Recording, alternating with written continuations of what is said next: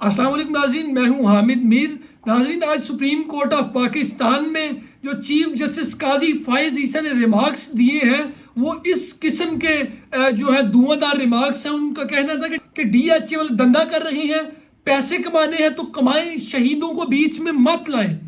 یہ کیس کی سماعت تھی، اس کے دوران چیف جسٹس نے یہ ریمارکس دیے۔ اس پہ بات کریں گے یہ کون سا کیس تھا اور اس پہ فردر پروسیڈنگ کیا ہوئی۔ صدر مملکت نے جج مظاہر نقوی کو برطرف کرنے کی جو منظوری دے دی ہے، اس کے علاوہ لانگ مارچ کے دوران توڑ پھوڑ کا کیس عمران خان کو مزید 2 کیسز میں بری کر دیا گیا۔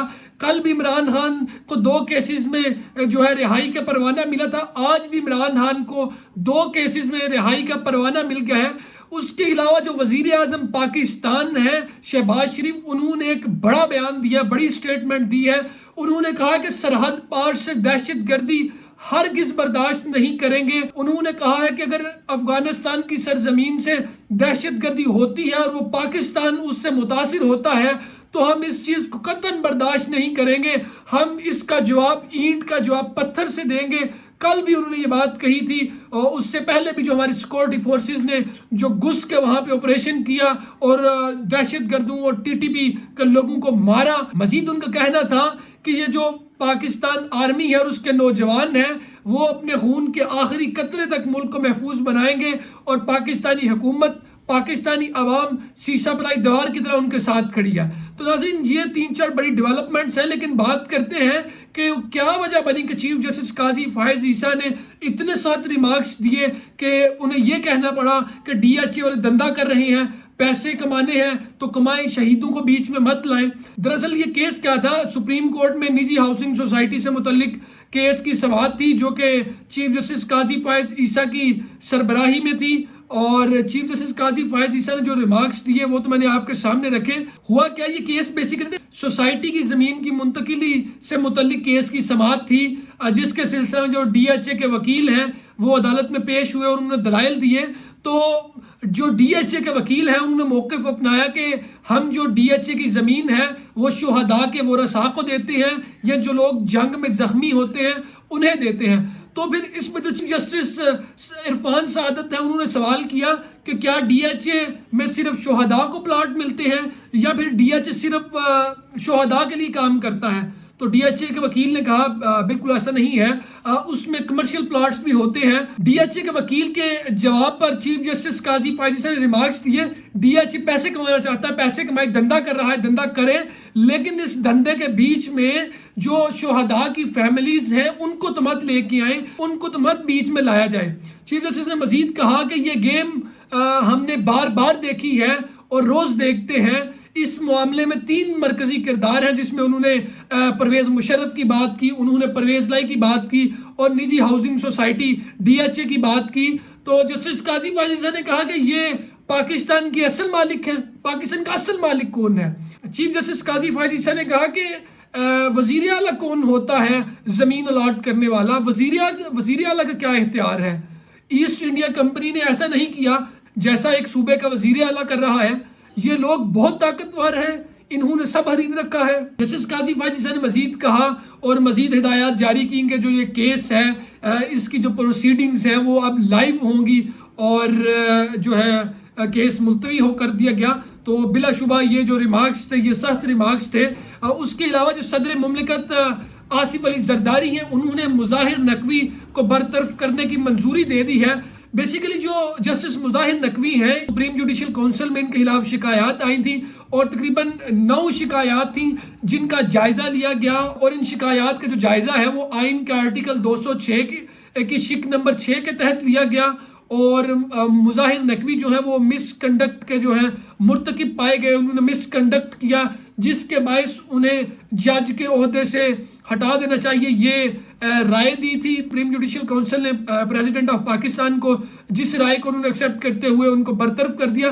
حالانکہ مظاہر نقوی نے پہلے سے ہی استعفیٰ دے دیا ہوا تھا، تو ان کے جو استعفے کا نوٹیفیکیشن ہے وہ بھی واپس لے لیا گیا ہے، اور جو ان کی برطرفی کا نوٹیفیکیشن ہے وہ جاری کر دیا گیا ہے۔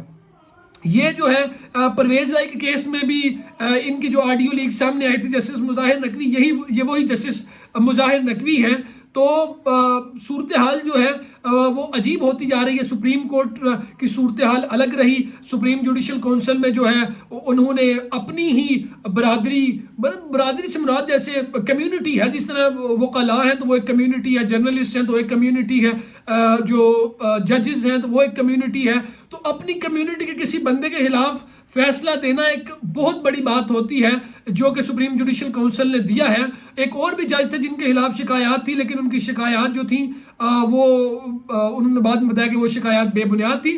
اس کے علاوہ لانگ مارچ کے دوران جو توڑ پھوڑ کا کیس تھا، جس میں عمران خان اور پاکستان تحریک انصاف کے درجن سے زیادہ جو رہنما تھے وہ اس میں شامل تھے.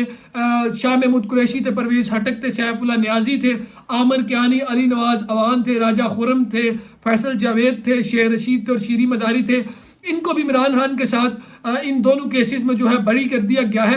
عدالت نے یہ بات کہی، انہوں نے کہا کہ اگر آپ نے یہ توڑ پھوڑ کے جو الزامات لگائے ہیں تو آپ کو ان کے ثبوت بھی دینے پڑیں گے. اگر آپ کے پاس اتنے ثبوت نہیں ہے کہ آپ ثابت کر سکیں، تو عدالت نے کہا کہ اگر آپ یہ کہتے ہیں کہ پبلک کو عمران خان اور دیگر نے اکسایا ہے، ان کو مشتعل ہجوم بنایا ہے، ان کو اشتعال دلایا ہے، تو پھر جو پراسیکیوشن ہے اس کو یہ ثابت بھی کرنا پڑے گا کہ یہ انہوں نے کیا تھا، اور وہ ثبوت بھی دینے پڑیں گے. تو عدالت نے کہا چونکہ ثبوت ناکافی ہیں جو آپ نے دیے ہیں، تو اسی بنیاد پر جو ہے انہوں نے عمران خان اور دیگر کو بری کر دیا.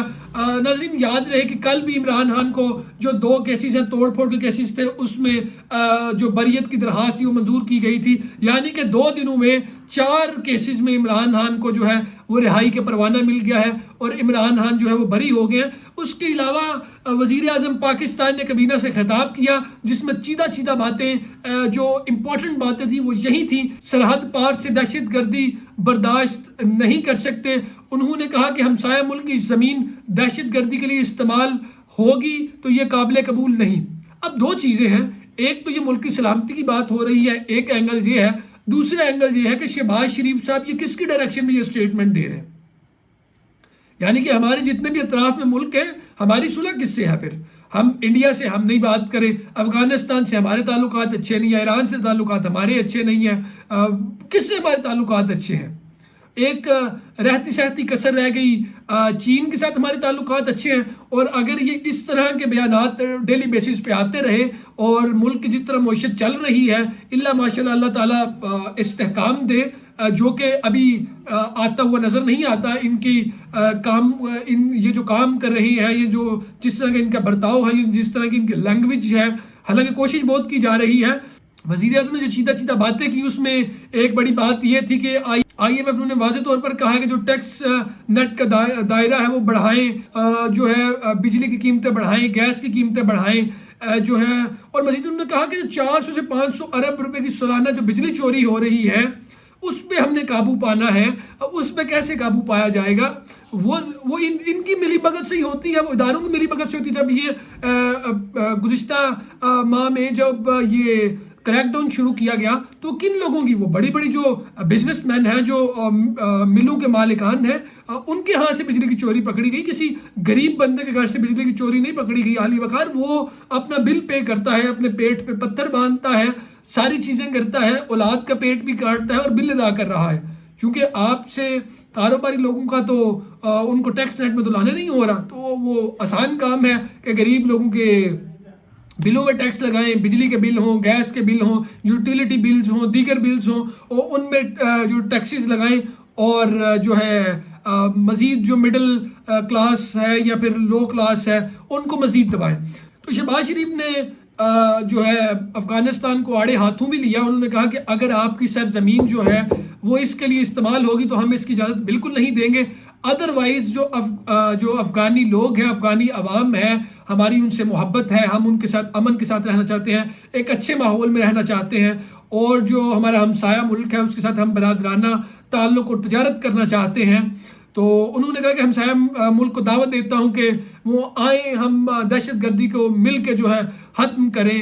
تو ہم نے تو شاید یہ اسٹیٹمنٹ جو ہے وہ امریکہ کے کہنے پہ دیا ہے مبینہ طور پر، یا کس کے کہنے پر دیا ہے، لیکن دو ہی صورتحال ہیں جو میں نے آپ کے سامنے رکھ دی ہیں۔ تو مزید شہباز شریف کا کہنا تھا کہ ہم شہداء کے اہل خانہ کو خراج تحسین پیش کرتے ہیں، اور جو شہداء کے والدین ہیں انہوں نے کہا کہ ملک سے دہشت گردی کا خاتمہ کریں، اور 9 مئی کے بعد تو ویسے یہ صورتحال جو ہے وہ مزید طوالت اختیار کر گئی ہے کہ جو ایک منظم طریقے سے ایک کمپین چلائی جا رہی ہے اور اس پہ کام کیا جا رہا ہے۔ ناظرین، ابھی تک کی بڑی ڈیولپمنٹس یہی تھیں۔ ناظرین، مزید خبروں اور تفصیلات کے لیے کائنڈلی آپ ہمارے چینل اور پیج کو لائک اور سبسکرائب ضرور کیجئے، اور کامنٹ سیکشن میں اپنی رائے کا اظہار ضرور کیجئے تاکہ آپ کا فیڈ بیک ہم تک پہنچ سکے۔ مزید نئی اپڈیٹس تک کے لیے ہمیں دے اجازت۔ اللہ نگہبان، پاکستان زندہ باد۔